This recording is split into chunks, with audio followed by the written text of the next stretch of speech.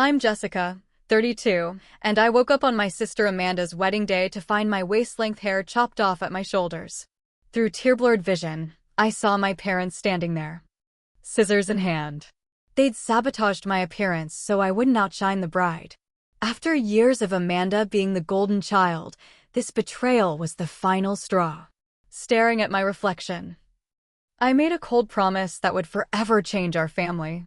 They had no idea what they'd just unleashed. If you've ever felt the sting of family betrayal like I have, you'll understand why this moment changed everything. Before I take you through my journey from devastation to justice, I'd love to know where you're watching from. The comments section has become a supportive community for those who've experienced family drama. Subscribe if you want to hear more stories about standing up for yourself against toxic family dynamics, and like this video if you believe karma eventually finds its way back. Now, let me show you how I transformed from victim to victor in my own family story. To understand why my parents would do something so extreme, you need to know our family dynamic. I grew up in an affluent Boston suburb where appearances mattered more than anything. My father, Gregory, was a successful orthopedic surgeon with his own practice, and my mother, Eleanor, was the quintessential socialite whose life revolved around charity galas and country club memberships. Our family projected perfection to the outside world, but behind closed doors, the dysfunction was suffocating. From early childhood, it was clear that my sister Amanda, 2 years older than me, was the favorite. She had my mother's delicate features and social grace, while I took after my father's side with a more striking appearance and analytical mind. When Amanda brought home average grades, my parents would celebrate with extravagant gifts. When I consistently made the honor roll, it was simply expected of me. Jessica always has it easy, my mother would say whenever I achieved something. Some people have to work for their success. The disparity became more pronounced in our teenage years. When I was 16, I developed faster than Amanda, who at 18 still struggled with acne and awkwardness. My natural appearance became a source of tension. I remember overhearing my mother consoling Amanda one night after a school dance where several boys had asked me to dance instead of her. "Don't worry, sweetheart. Beauty fades, but your kind heart is forever." Jessica may have certain advantages now, but they're superficial.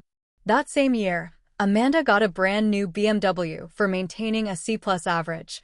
While my early acceptance to Columbia with a partial scholarship was acknowledged with a perfunctory dinner at our usual restaurant, I learned to downplay my achievements and even my appearance. I wore baggy clothes, minimal makeup, and pulled my hair back, but it seemed that my very existence was a threat to Amanda's self-esteem. College provided a welcome escape. While Amanda attended a local private university and dropped out after 2 years to find herself, I thrived at Columbia and secured an internship at a prestigious marketing firm in New York. By 25, I was a marketing executive with my own apartment in Manhattan, while Amanda drifted between jobs and relationships, always with our parents' financial support and emotional coddling. "Your sister is sensitive," my father would explain when I questioned why they paid her rent for the 3rd time that year. "Not everyone is as self-sufficient as you, Jessica." I came to realize that my independence was used against me. The less I needed them, the less they felt obligated to support me emotionally. Meanwhile, Amanda's dependence kept her firmly in the role of beloved daughter who needed protection. When Amanda met Richard 3 years ago, our parents were ecstatic. He came from old money, with family connections to the hospital board where my father wanted to secure a position. Their engagement after just 6 months of dating was celebrated with an engagement party that cost more than my college tuition. I flew in from New York and watched as my parents fawned over the couple, introducing Richard as the son they never had. "Now both our girls are settled," my mother told her friends at the party. Despite the fact that I was single by choice, focusing on my recent promotion, the wedding planning consumed our family for the next year. Initially, Amanda asked me to be her maid of honor, which surprised me given our strained relationship. A week later, she called to say she'd changed her mind, explaining that her college roommate Jennifer would be better suited since she's more experienced with these things. I was demoted to bridesmaid, but still expected to help with planning since I had such good taste and organizational skills. Despite living in another city, I found myself handling vendor negotiations, design decisions, and budget management for a wedding that grew increasingly extravagant. Whenever I raised concerns about costs or logistics, I was reminded that this was Amanda's special day and nothing should compromise it. Meanwhile, Amanda took credit for my work during family discussions, with my parents praising her attention to detail. As the wedding approached, I noticed a shift in the way my mother looked at me, not with the usual dismissiveness, but with something closer to worry. At the rehearsal dinner, I wore a simple black dress that several guests complimented. I had also brought Benjamin, a neurosurgeon I'd been dating for 3 months, who charmed everyone with his intelligence and humor. I caught my mother whispering to Amanda while looking in my direction, their expressions dark with concern. Looking back, I should have seen what was coming. The signs were all there: Amanda's increasing demands that I wear my hair in an elaborate updo so it's not distracting. My mother's pointed comments about how some bridesmaids try to steal the spotlight, and my father's unusual interest in my appearance preparations. But I never imagined they would take such drastic measures to ensure Amanda remained center stage on her wedding day. The night before the wedding, I went to bed early with a migraine, taking a sleeping pill to ensure I'd be rested for the 7 a.m. hair and makeup call. I never suspected that decision would lead to the betrayal that would finally open my eyes to the truth about my family. The week leading up to Amanda's wedding was a masterclass in psychological warfare.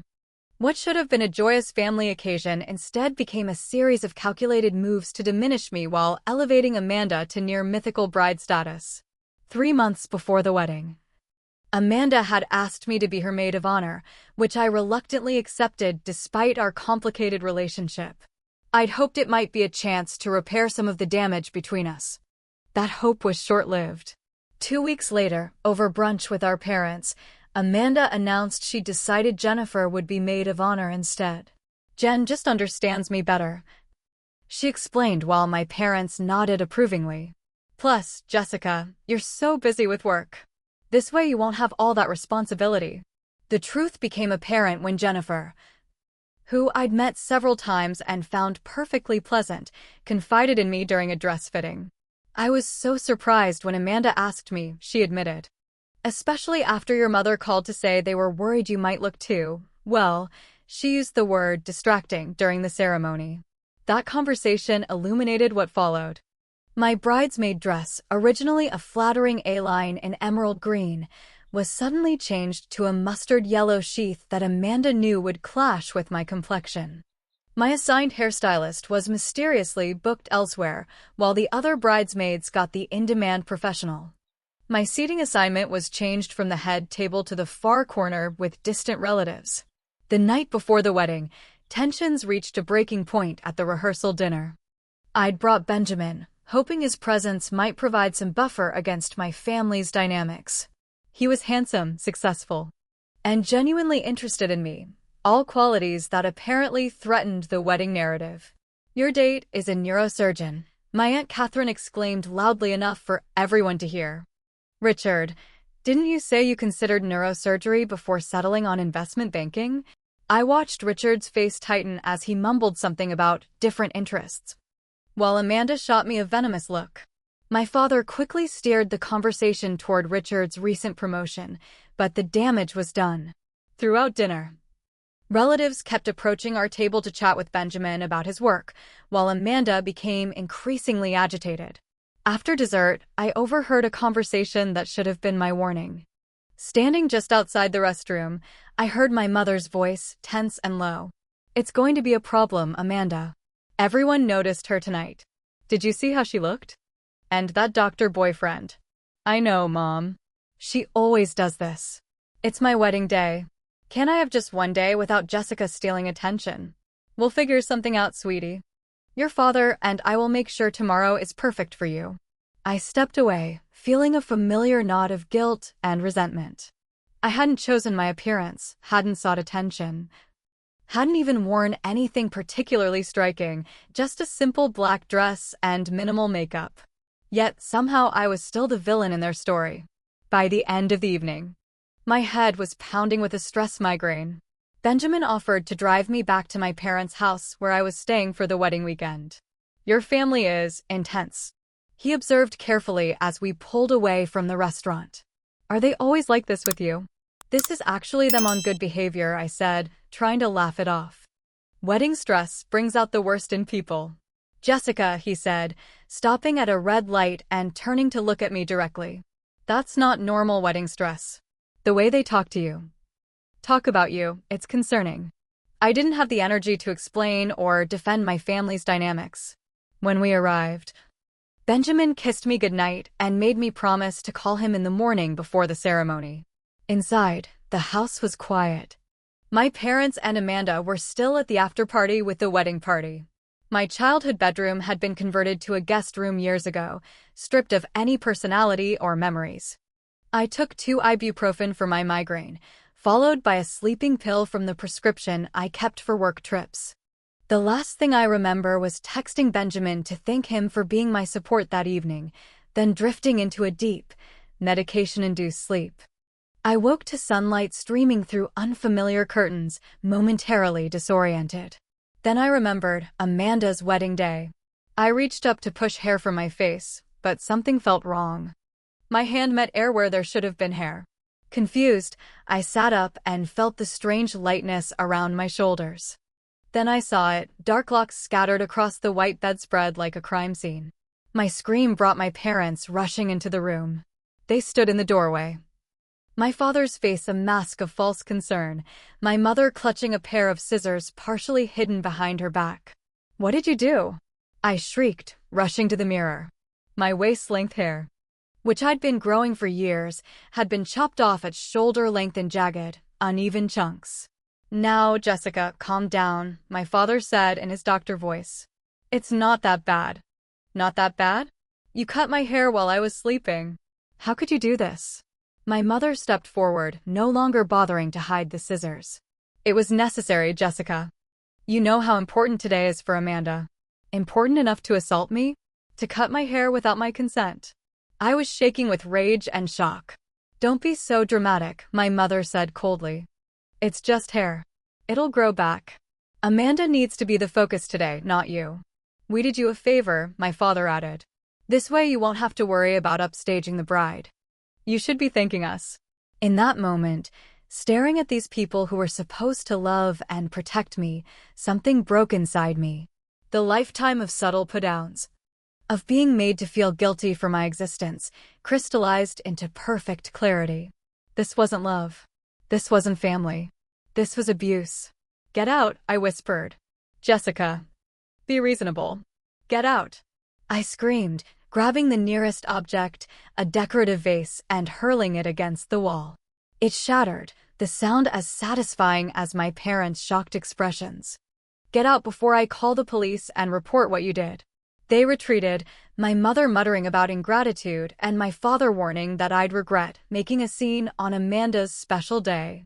When the door closed behind them, I collapsed onto the bed, my hands shaking as I gathered locks of my severed hair. The betrayal was absolute. They had violated me while I slept, all to ensure their golden child shone brightest. Through my tears, I made a decision. I would not let them see me broken. And someday, somehow, they would understand exactly what they had done. I sat on the edge of the bed for what felt like hours, clutching handfuls of my severed hair. The house bustled with activity, caterers arriving, florists delivering arrangements, Amanda's friends squealing with excitement. No one came to check on me. It was as if I'd already been erased from the day's narrative. My phone vibrated with a text from Benjamin. "Good morning. How are you feeling today? Can't wait to see you at the ceremony." What could I possibly say? My family drugged and assaulted me? My entire life has been a lie? Instead, I simply wrote, "Emergency. Can you meet me at Salon Azure on Main Street in 30 minutes? Please." His response was immediate, "On my way." I gathered my bridesmaid dress and makeup bag, slipped out the side door to avoid my family, and called a rideshare. The salon wasn't open yet, it was barely 7 a.m., but I'd been getting my hair done there during visits home for years. I called the owner's cell phone directly. Zoe? It's Jessica Winters. I have an emergency. I need help before my sister's wedding. 20 minutes later, Zoe met me at the salon's back entrance, coffee in hand. Her expression when she saw my butchered hair told me everything I needed to know. Oh my God, Jessica.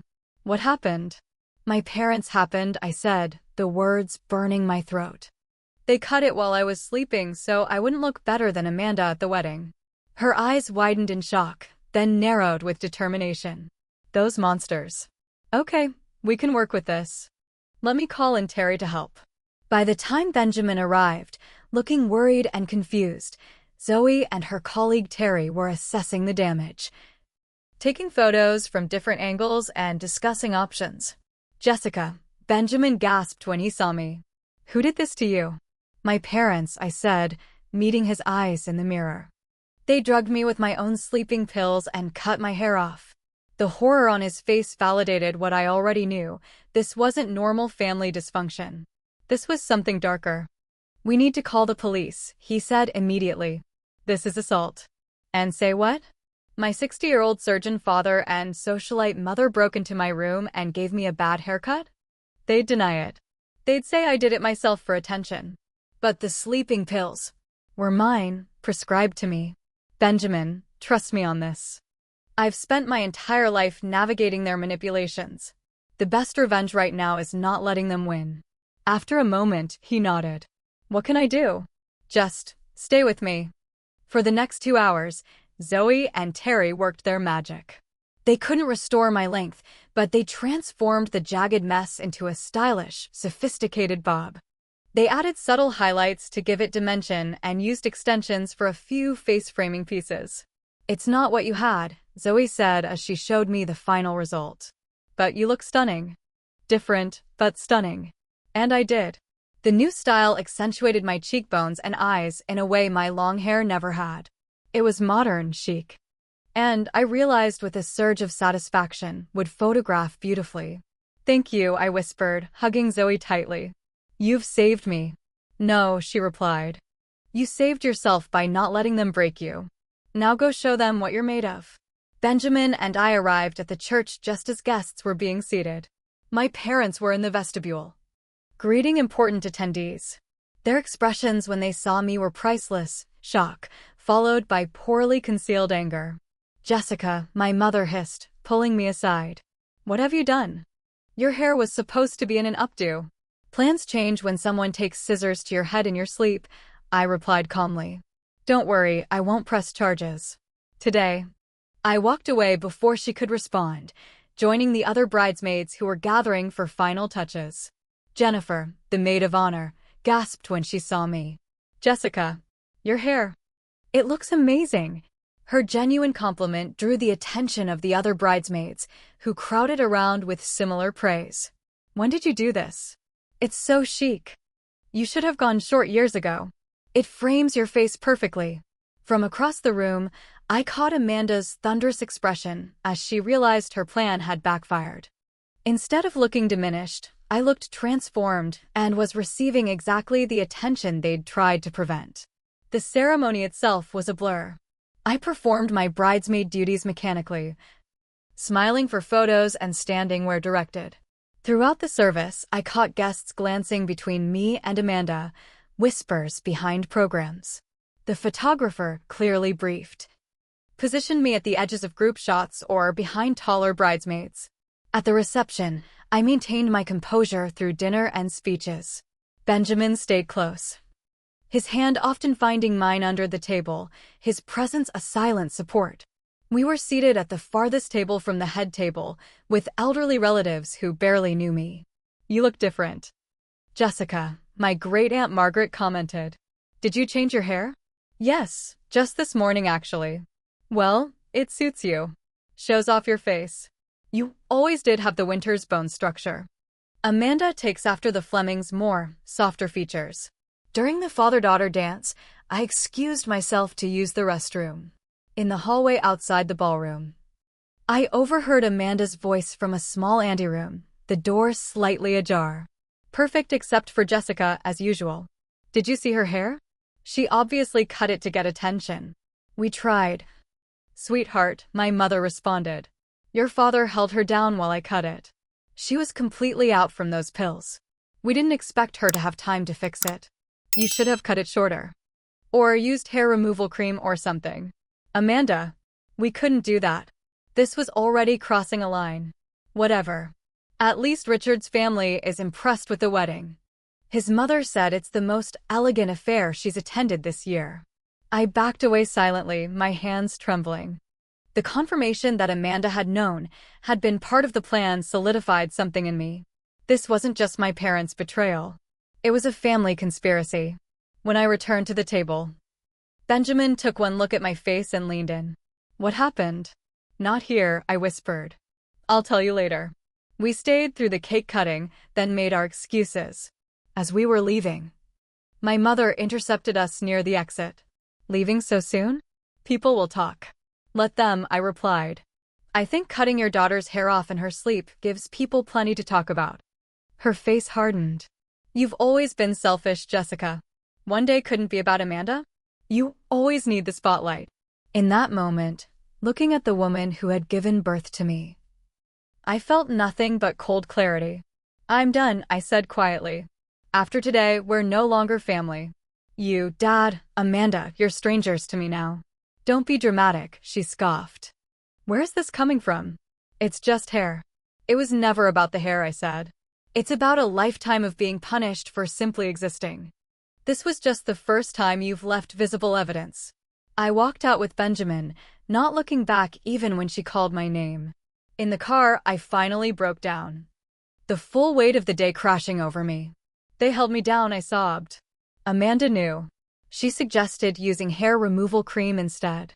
Benjamin held me, speechless with horror. When I'd calmed enough to speak again, I looked up at him. "I need to get my things from their house. Then I never want to see them again." "I'll help you," he promised. "And Jessica? What they did, all of it, not just today, none of it was your fault." It was the first time anyone had ever said those words to me. As we drove away from the reception, I felt something shift inside me, grief giving way to resolve. They had taken so much from me over the years. My confidence, my sense of belonging, even my hair. But they had miscalculated. In trying to diminish me, they had instead set me free. 3 months after Amanda's wedding, I sat in Dr. Taylor's office for our weekly session. The elegant bob that Zoe had created was growing out, now brushing my shoulders in soft waves. I'd kept the highlights, finding that the new style suited not just my features, but the person I was becoming. "You've made remarkable progress, Jessica," Dr. Taylor said, reviewing her notes. "How are you feeling about your decision to maintain no contact?" "Mostly good," I admitted. "There are moments when I miss the idea of family. Holidays, birthdays. But then I remember what they actually did, not what I wish they'd done, and the feeling passes." Dr. Taylor had been instrumental in helping me understand the dynamics I'd been raised in. Words like narcissistic family system, golden child and scapegoat, and emotional abuse now gave shape to experiences I'd previously normalized. The hair incident, as we clinically referred to it, was simply the most physical manifestation of a lifetime of psychological warfare. Have you thought more about what you want from them? An apology? Recognition? I considered this carefully. In our initial sessions, I'd been consumed with anger, fantasizing about elaborate schemes to make my family suffer as I had. Dr. Taylor had helped me channel these impulses into more constructive reflection. "What I want is for them to face reality," I said finally. "They've spent decades building this fiction where Amanda is perfect and deserving, while I'm somehow both threatening and unworthy. I want that fiction destroyed. And if destroying that fiction also hurts them, I'm not seeking to cause pain for its own sake," I clarified. "But I'm also not responsible for protecting them from the consequences of their own actions anymore." After my session, I returned to my Manhattan apartment and found an envelope from my attorney. Inside was confirmation that I'd officially changed my last name from Winters to my maternal grandmother's maiden name, Shaw. It was a small step, but significant, a reclaiming of identity. My promotion to senior marketing director had come through shortly after the wedding, bringing both increased responsibility and compensation. The irony wasn't lost on me that my family's final betrayal had coincided with my greatest professional success to date. While they were busy planning how to diminish me, I was being recognized for my actual value. Benjamin and I continued dating. Though the relationship had been strained by what he called my understandable but concerning focus on my family situation. He worried I was becoming consumed by thoughts of justice, but to me, it felt like finally addressing an infection that had been poisoning me for decades. That evening, I opened my laptop and reviewed the document I'd been compiling for weeks, Family Truths. It contained everything I'd learned through careful investigation into my family's affairs. After Amanda's wedding, I'd hired a private investigator, not to stalk my family, but to uncover facts they'd hidden. The results were illuminating. My father, the respected Dr. Gregory Winters, had settled 3 malpractice suits out of court in the past decade. The most recent, just 2 years ago, involved a college athlete left with permanent mobility issues after a botched knee surgery. The settlements had been sealed. The victims paid for their silence. My mother's gambling addiction was perhaps the biggest surprise. Eleanor Winters, pillar of Boston society, had accumulated nearly $350,000 in gambling debts across various casinos. She'd been siphoning money from my father's practice accounts to cover her losses, using her position as office manager to conceal the transactions. As for Amanda, my investigator discovered she'd been having an affair with her personal trainer up until 4 days before the wedding. Richard's family money had won out over whatever passion she'd felt. But the affair hadn't ended cleanly. There were explicit texts, hotel receipts, and even a video the trainer had apparently kept as insurance. Most surprising was what I'd learned about Samuel Berkowitz, my father's former business partner who'd left the practice under mysterious circumstances when I was a teenager. According to hospital records and testimony from a former nurse, my father had deliberately altered patient records to place blame on Dr. Berkowitz for a surgical complication. The resulting scandal had forced Berkowitz to relocate his practice to Chicago, his reputation in Boston destroyed. If you're still with me on this journey, I want to thank you for listening. So many of you have shared your own family betrayal stories in the comments of my previous videos, and your support has meant everything. If what I'm sharing resonates with you, please hit that subscribe button. This healing path is one we can walk together, and in the next part, you'll see how truth became my most powerful weapon. Sometimes the most satisfying revenge isn't about hurting others, but about finally standing in your authentic power. I wasn't interested in blackmail or extortion. I didn't want their money or even their remorse. What I wanted was for the carefully constructed facade to crumble under the weight of truth. For them to be seen as they truly were, not as they pretended to be. My plan took shape gradually, informed by my marketing background. Every successful campaign needed clear objectives, strategic timing, and thoughtful execution. I identified 3 primary targets: my father's professional reputation, my mother's social standing, and Amanda's marriage. Phase 1 began with anonymous letters to my father's malpractice victims, providing information about similar cases and the names of attorneys specializing in medical misconduct. I didn't make accusations or promises, I simply connected dots they might not have known existed. For Phase 2, I established a relationship with Diane Lowell, the society columnist for the Boston Herald who'd covered my parents' events for years. I didn't mention my connection to the Winters family, introducing myself with my new surname and as a marketing executive interested in Boston's charity circuit. Over lunches and coffee meetings, I gained her trust and insights into my mother's social world. Phase 3 required the most delicate touch.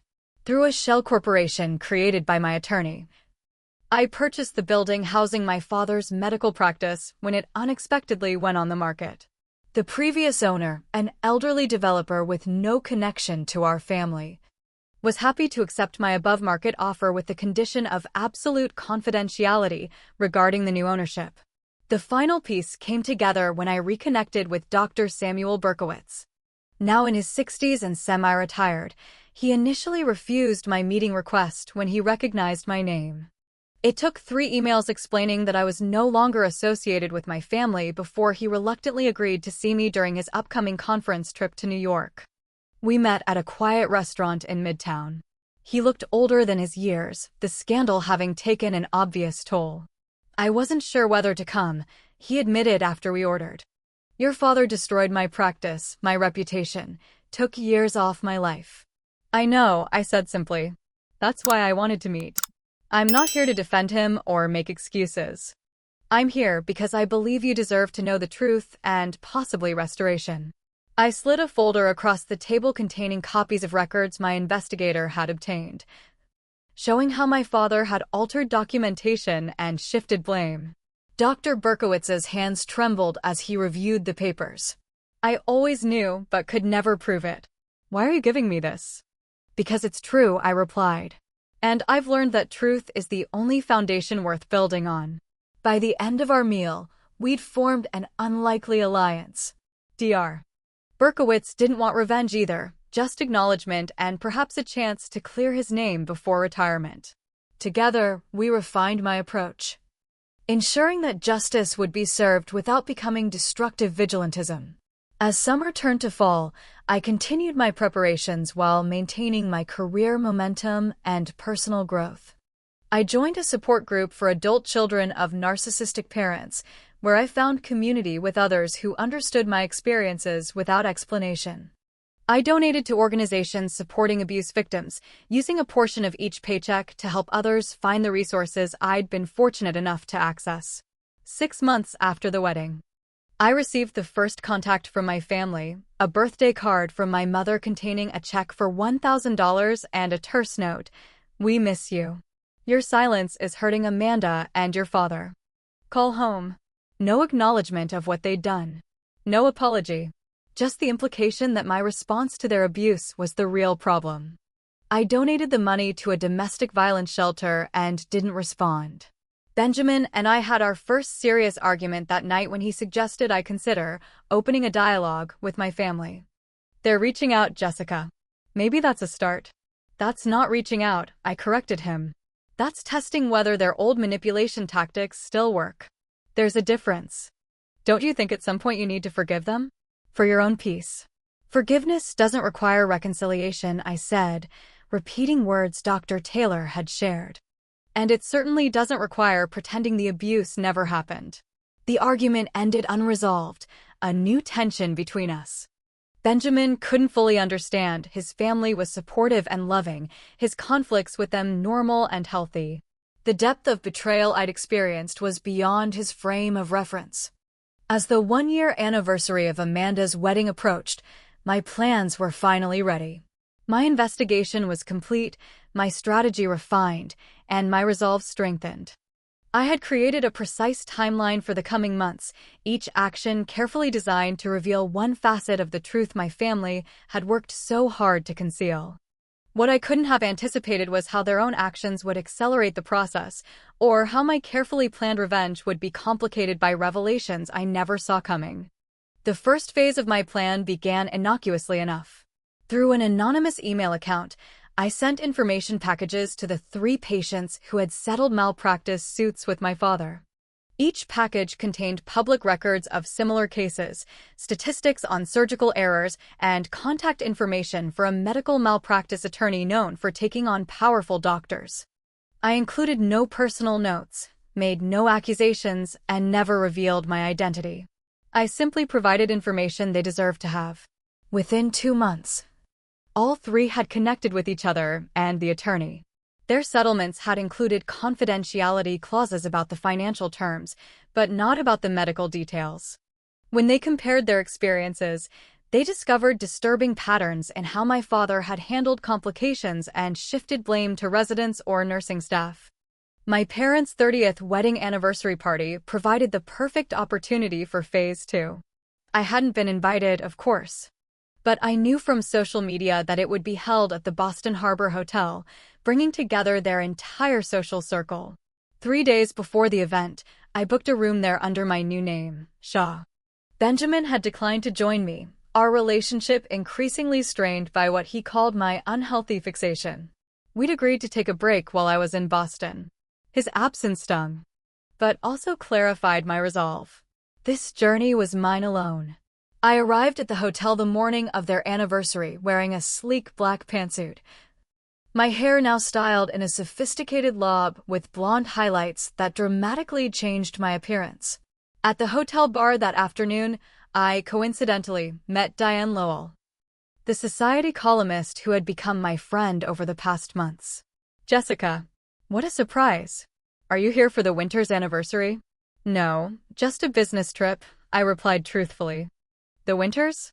As in Dr. Gregory Winters. Yes, they're having quite the celebration tonight. I'm covering it for the Herald. Eleanor Winters has been a fixture of Boston society for decades. How interesting, I said casually. I think my firm actually handled some legal work for Dr. Winters recently. Medical malpractice defense, if I recall correctly. Diane's journalist instincts perked up visibly. Really? I hadn't heard about any recent cases. Oh, it might be confidential, I backtracked smoothly. I probably shouldn't have mentioned it. Although I did hear something about gambling debts being involved somehow. Office funds? I'm sure it's just rumors. By evening, dressed in a striking emerald gown that complemented my new look, I entered the anniversary celebration.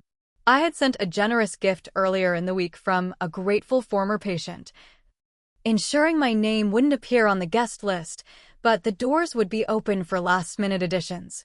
The maitre d' barely glanced at me as I confidently walked in, blending seamlessly with the crowd of Boston elites.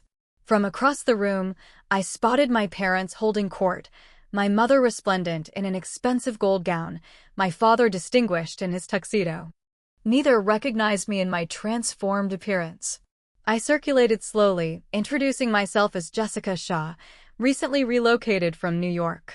To my father's colleagues, I mentioned my interest in patient advocacy and ethics in medicine.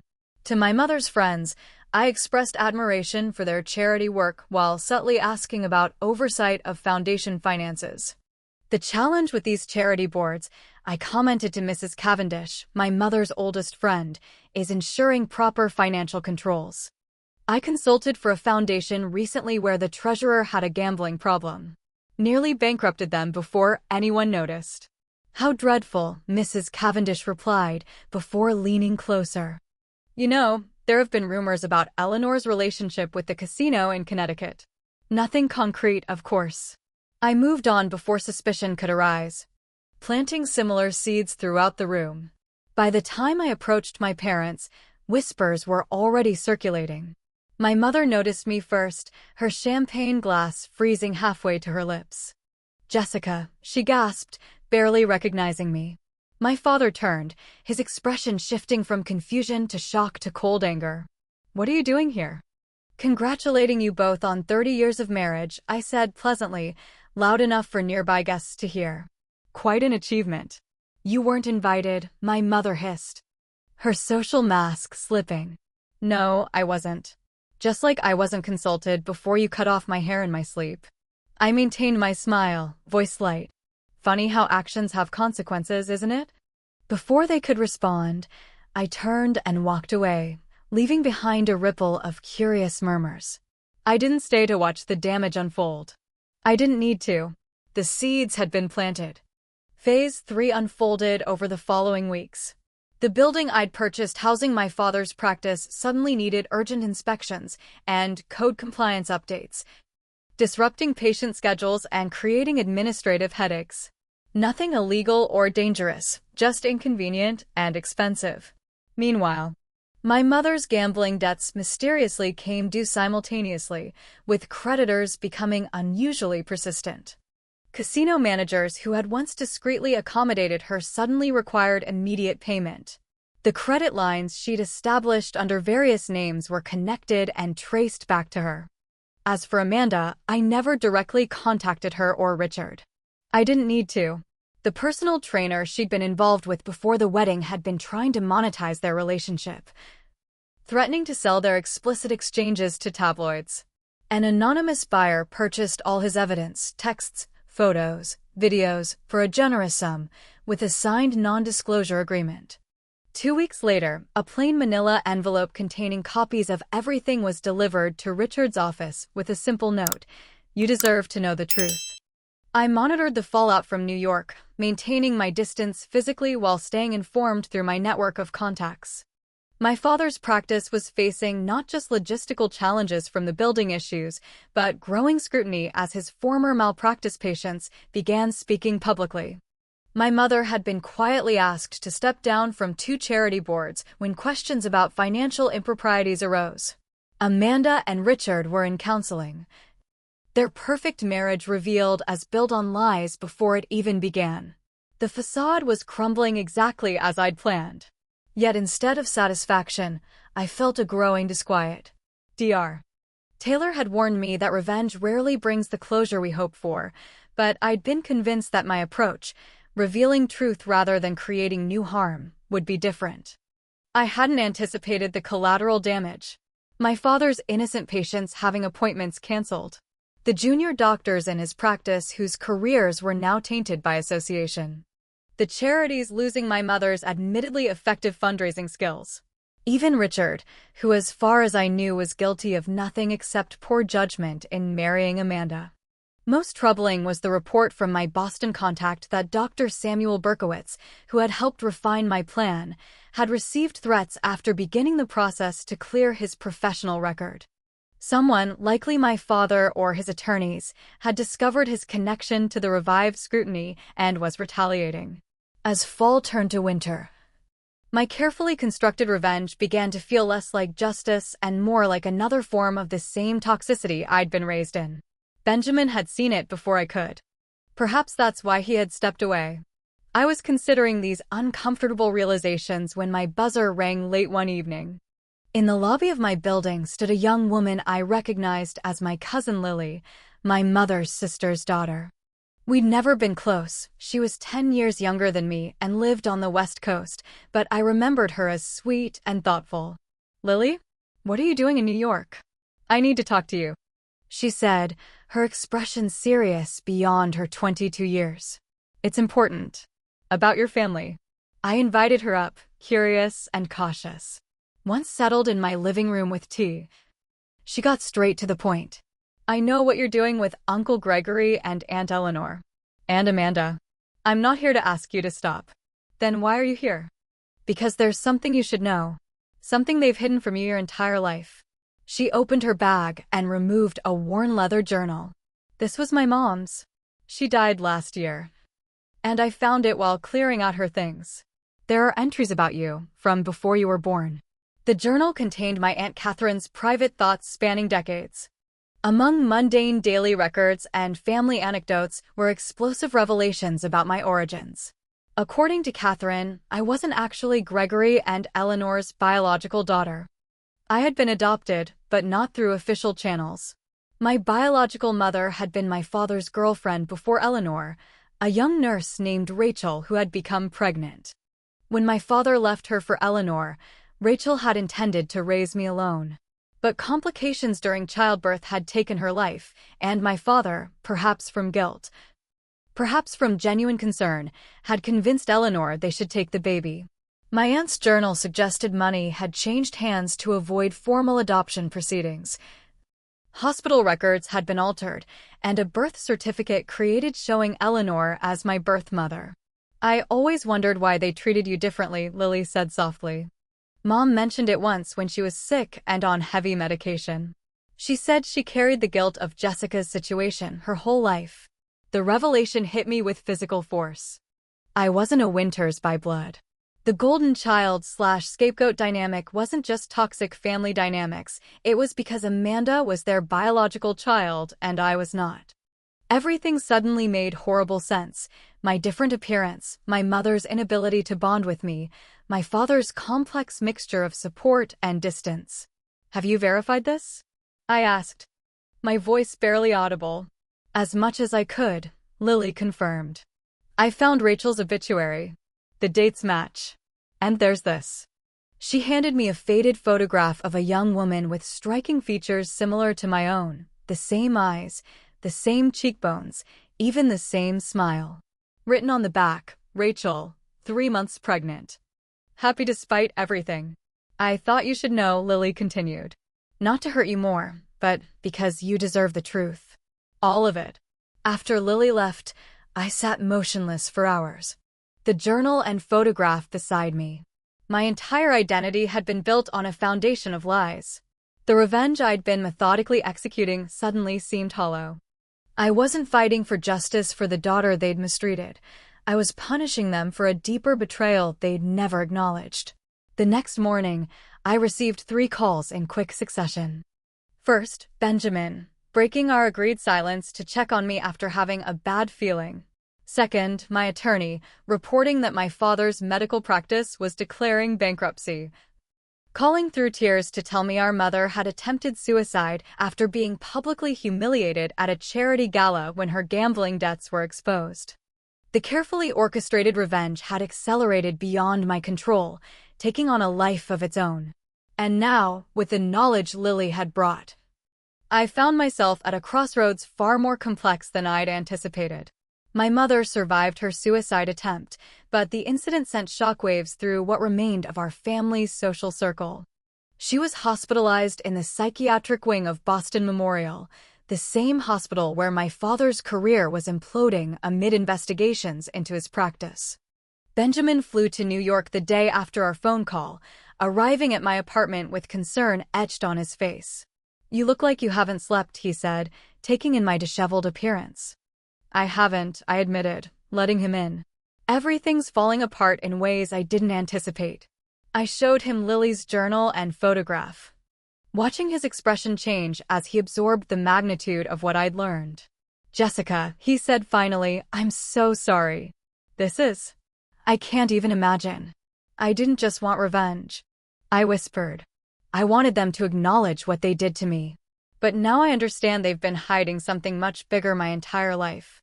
Benjamin stayed for 3 days, providing silent support as I processed my new reality. His presence was comforting, but the distance between us remained. On his last evening before returning to his hospital duties, he finally voiced what had been unspoken. "I care about you deeply," he said carefully, "but I'm worried about what this path is doing to you. Revenge, even justified, changes people. I'm not the same person they tried to diminish at that wedding," I acknowledged. "But I'm not sure that's entirely bad. There's a difference between standing up for yourself and becoming consumed by retribution. I'm not sure you can see which side of that line you're on anymore." He left the next morning with a gentle kiss and no promises. We both knew our relationship had become collateral damage in a war neither of us had started. My professional life was also showing strain.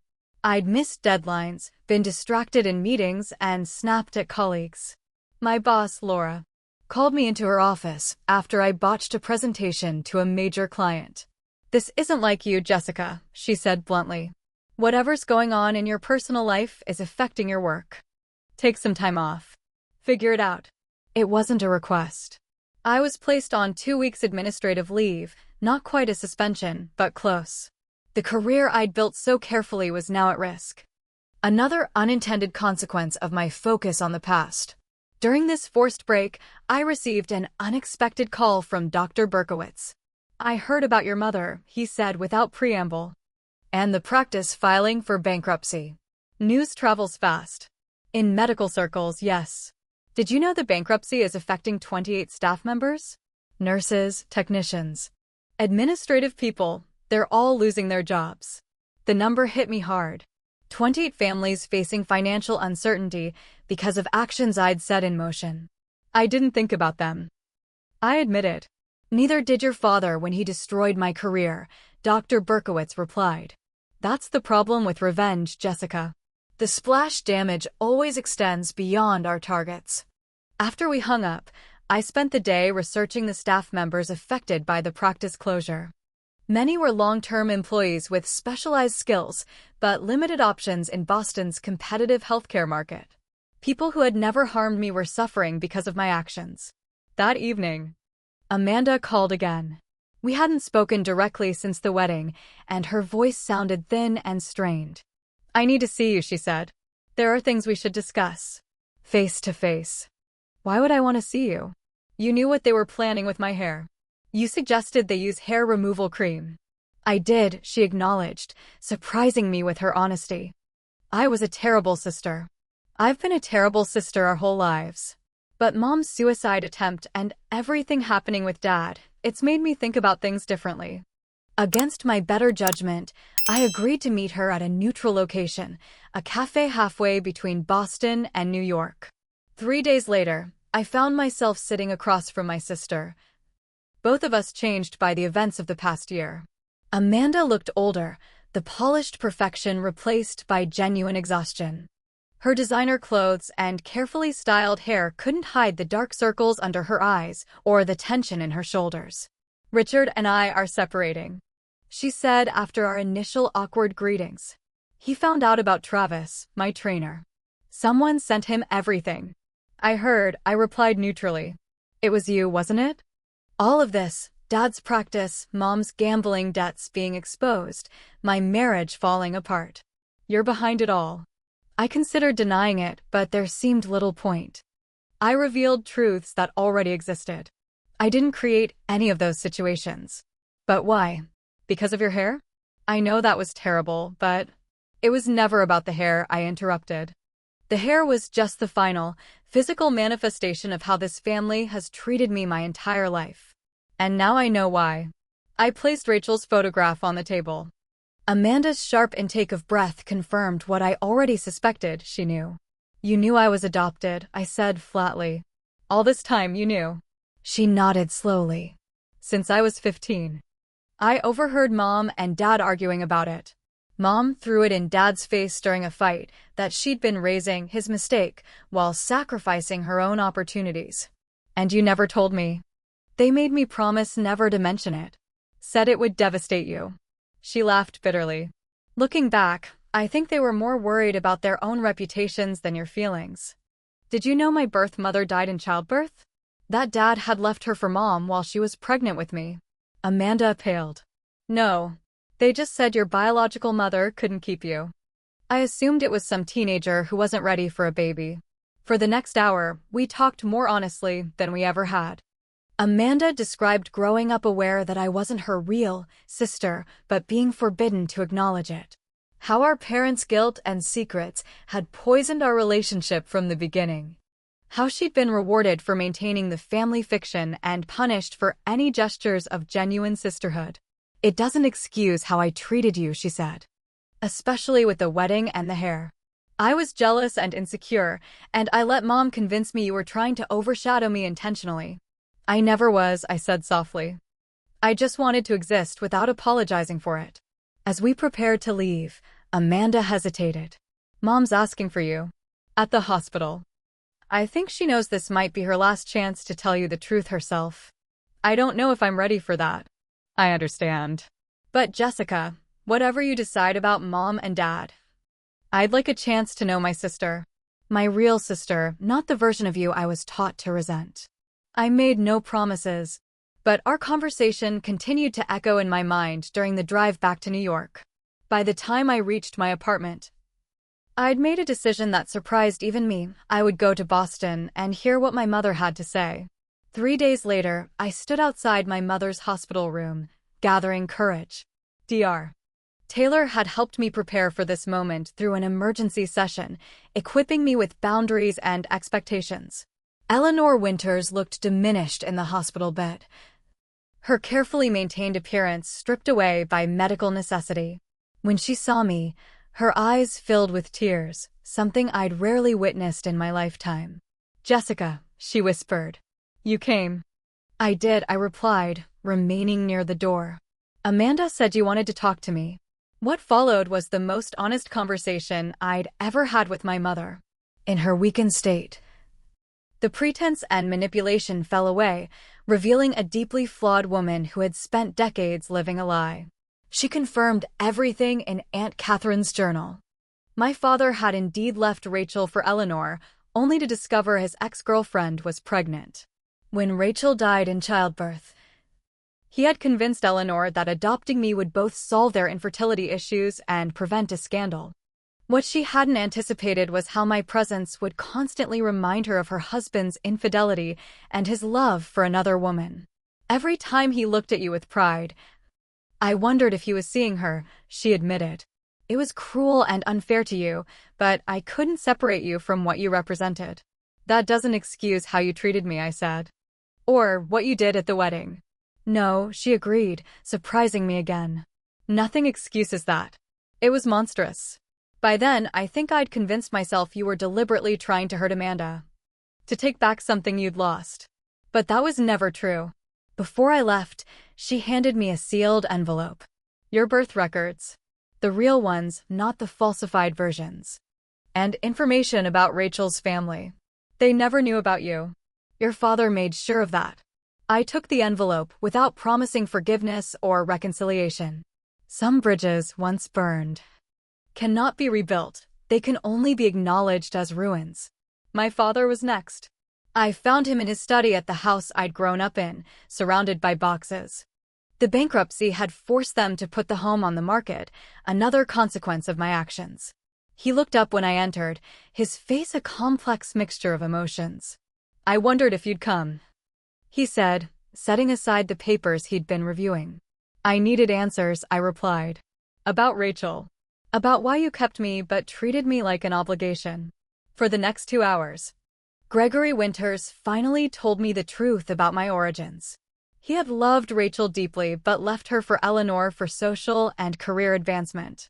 When he learned of the pregnancy, he had offered financial support but wanted no involvement, a decision he came to regret after Rachel's death. Taking you was partly guilt, partly genuine grief, he admitted. But Eleanor never bonded with you and I was a coward. I couldn't acknowledge you fully without admitting my own failings. So instead, you both punished me for existing. We did. He acknowledged, his clinical detachment finally cracking. By the time I realized what we were doing, the patterns were set. Amanda was Eleanor's refuge. And you became the repository for all our unspoken guilt. And the hair? At the wedding. He looked genuinely ashamed. There's no justification for that.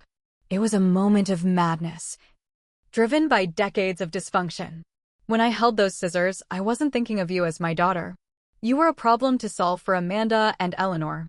I've relived that moment every day since. As with my mother, I offered no absolution. Some actions can be understood without being forgiven. But I did ask one final question before leaving. Did you ever love me? Not out of obligation or guilt, but simply for who I am. His eyes, so similar to mine despite our lack of biological connection, filled with tears. Yes. Imperfectly, inadequately, but yes. You were the daughter who made me proud, even when I couldn't show it.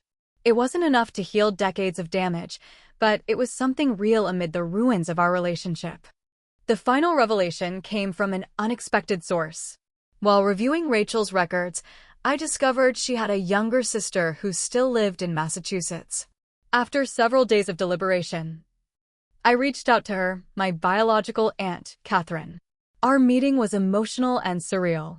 Catherine had her sister's eyes, my eyes, and photographs of a family I'd never known existed. She welcomed me with immediate warmth, filling in the gaps of Rachel's story and introducing me to cousins who shared my features and mannerisms. Rachel would have loved you fiercely, Catherine told me, holding my hands in hers. She fought to keep you until her last breath. In Catherine's living room, surrounded by evidence of the life I might have had, I realized that my revenge against the Winters family had been both more and less than I'd intended. I had exposed their secrets and shattered their carefully constructed image, but in doing so, I'd also freed myself from a false identity I'd never chosen. The path forward wasn't clear, but for the first time, it was authentically mine to determine. 1 year after Amanda's wedding, I stood in front of the mirror in my New York apartment, assessing my reflection. My hair had grown back, now reaching past my shoulders in healthy waves. The physical wound had healed, but the internal transformation continued. The past 12 months had been a journey through rage, revelation, and, ultimately, a different kind of resolution than I'd initially sought. The revenge I'd so carefully orchestrated had accomplished its goal of exposing truth, but the aftermath had required a different kind of courage, the courage to rebuild rather than destroy. After my conversations with my parents and the discovery of my birth family, I faced a crucial decision. I could continue down the path of retribution, watching as the remaining pieces of the Winters family crumbled, or I could redirect my energy toward healing, both my own and, where possible, the collateral damage my actions had caused. I chose the latter, not from obligation to the family that had failed me, but from recognition of my own values and the person I wanted to become. My first step was addressing the innocent casualties of the medical practice closure. Through a nonprofit foundation I established anonymously, I created a transition fund for the 28 staff members who had lost their jobs. The fund provided living expenses during their job search and placement services to help them find new positions. I took no credit for this. It wasn't about redemption, but responsibility. Dr. Berkowitz became an unlikely ally in this effort. Together, we worked to preserve patient care continuity, ensuring vulnerable patients weren't abandoned when my father's practice closed. Through his connections, we helped transition patients to qualified providers without disruption to their treatment. You know, he told me during one of our planning sessions, "For years I fantasized about your father's downfall. But when it happened, all I could think about were the patients." "I understand," I replied. Revenge satisfies something deep and primal, but it doesn't heal anything. My mother's recovery from her suicide attempt was slow and complicated. The public exposure of her gambling addiction, combined with the family's financial collapse, had destroyed the social identity she'd spent decades cultivating. In its place, she was forced to develop a more authentic sense of self. I visited her in the rehabilitation facility once a month, brief, controlled interactions that maintained clear boundaries. We didn't attempt to recreate a mother-daughter relationship. Too much damage had been done. Instead, we established a careful civility based on truth rather than pretense. During one visit, she surprised me by asking about my birth mother. What was she like? Rachel. I never allowed myself to think of her as a real person. I shared what I'd learned from Catherine and the family photos I'd been given. For the first time, Eleanor listened without defensiveness or comparison. "She sounds like someone I might have liked in a different life," she said quietly. "Someone you could be proud to come from." It wasn't an apology for a lifetime of emotional abuse, but it was an acknowledgement of the truth we now lived in. For Eleanor, that represented significant growth. My father's journey was more complex. The medical board investigation into his practice had revealed patterns of ethical breaches beyond what I'd initially discovered. He surrendered his medical license rather than face a public hearing, effectively ending his career. The financial consequences were severe: bankruptcy, the loss of their home, the collapse of his professional identity. I neither celebrated nor mourned these developments. They were the natural consequences of his own actions, accelerated but not created by my intervention. When he reached out, asking to meet several months after our confrontation, I agreed with cautious expectations. We met at a small cafe near his new apartment, a modest one-bedroom he now shared with Eleanor, a dramatic downgrade from their former lifestyle. "I've been in therapy," he said after we ordered coffee, "trying to understand how I became someone capable of hurting his own daughter. And it's a long process. No easy answers."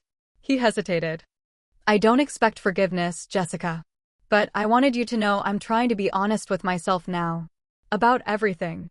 He handed me a legal document, a formal acknowledgement of my adoption, previously unregistered, and an amendment to his will recognizing me as his daughter with equal standing to Amanda. It couldn't erase the past, but it represented a step toward integrity. My relationship with Amanda evolved in unexpected ways.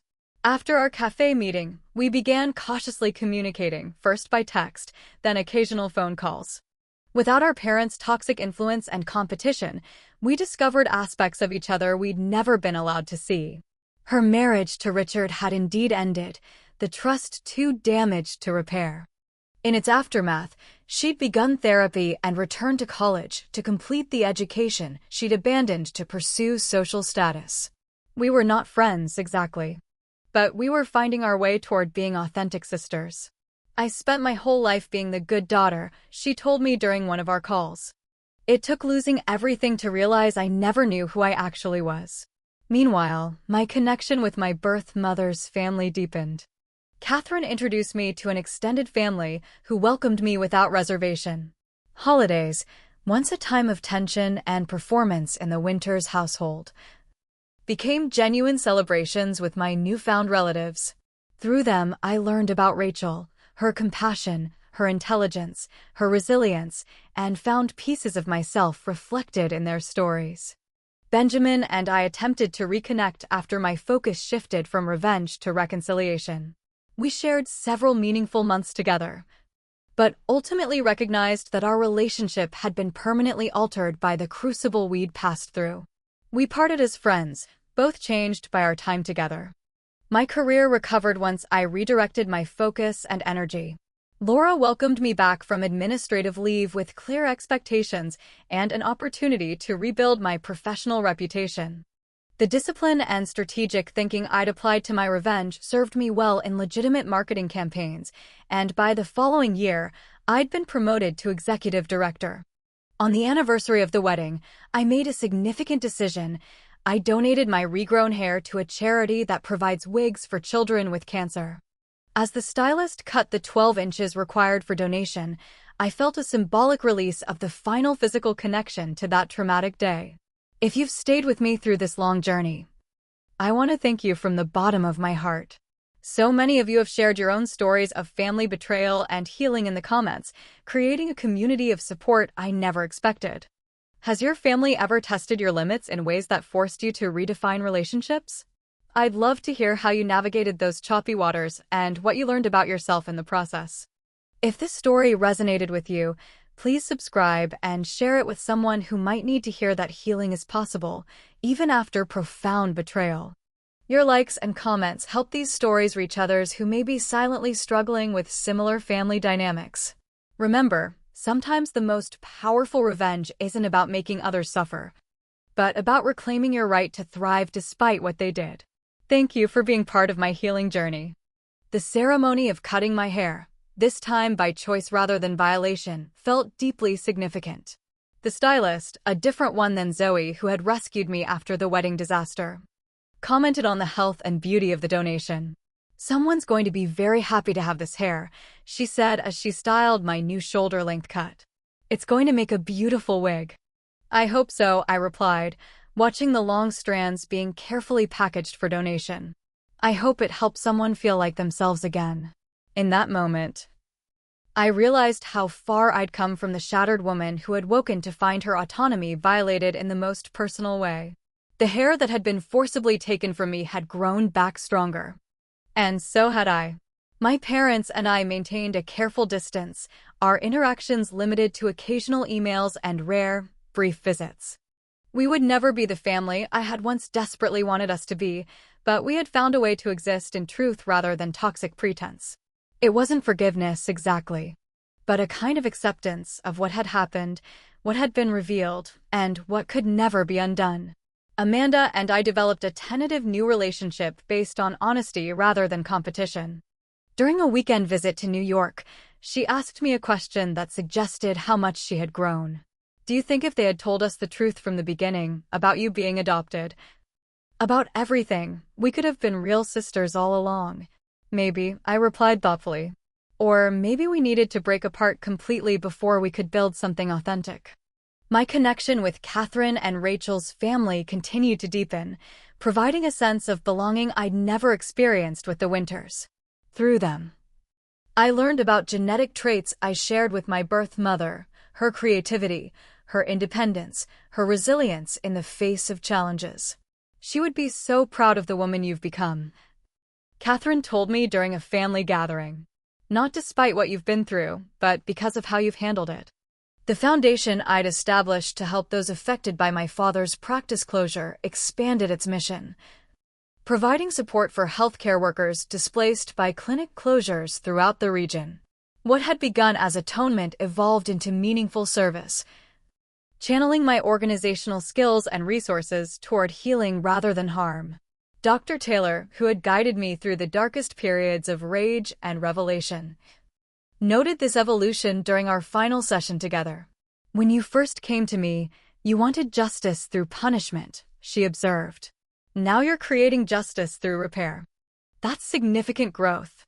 The revenge gave me temporary satisfaction, I acknowledged. But this gives me lasting peace. 2 years after the wedding incident, I received an unexpected email from Richard, Amanda's ex-husband.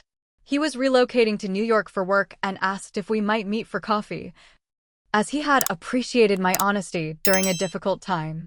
The request surprised me. I had assumed he would associate me with the painful end of his marriage, but I agreed out of curiosity. Over coffee in a busy Manhattan cafe, he explained that learning about Amanda's infidelity, while initially devastating, had ultimately spared him years in a marriage built on deception. In a strange way, I'm grateful, he said. Not for how it happened, but that it happened before we had children, before our lives were even more entangled. I never intended to hurt you, I told him truthfully. You were collateral damage in a situation not of your making. I know. Amanda told me everything eventually, about your hair, about the adoption, about all of it. It helped me understand why everything happened the way it did. We parted as unlikely allies, both of us having survived the implosion of the Winters family facade and emerged more authentic for it. As I walked home from that meeting, I reflected on the journey of the past 2 years. The revenge I had so meticulously planned had succeeded in its primary goal, exposing the truth and destroying the false narrative my family had constructed. But the most meaningful changes had come afterward, in how I had chosen to rebuild from the wreckage. I had learned that truth, while essential, is just the beginning. What matters most is what we build upon that foundation once the old structures have been raised. For me, that meant creating a life defined by integrity rather than reaction, by conscious choice rather than conditioned response. The family that had raised me was irreparably changed, the golden child/scapegoat dynamic shattered beyond repair. In its place was something more complicated but ultimately healthier, individuals relating to each other as flawed, complex adults rather than fixed characters in a family fiction. My birth mother, Rachel, would always remain a mystery in many ways, but through her family, I had found pieces of my own identity that had been denied to me. Her genetic legacy lived on not just in my appearance, but in my resilience and capacity for renewal. The hair that had been cut while I slept had grown back transformed, just as I had. The violation that was meant to diminish me had instead set me on a path to becoming more fully myself than I had ever been allowed to be in the Winters household. Standing in my apartment that evening, I took a photograph of my new hairstyle and sent it to Catherine, who had asked to see the results of my donation cut. Her response brought tears to my eyes. You look just like Rachel in her favorite photo, the one where she's standing in the garden, completely herself and beautiful for it. She would be so proud of who you've become. It wasn't the ending I had imagined when I woke to find my hair chopped off and my family revealed as strangers. It was something more complex and ultimately more meaningful, not a neat resolution of punishment and vindication, but a messy, ongoing process of truth, growth, and reinvention. The revenge had served its purpose. The healing was just beginning.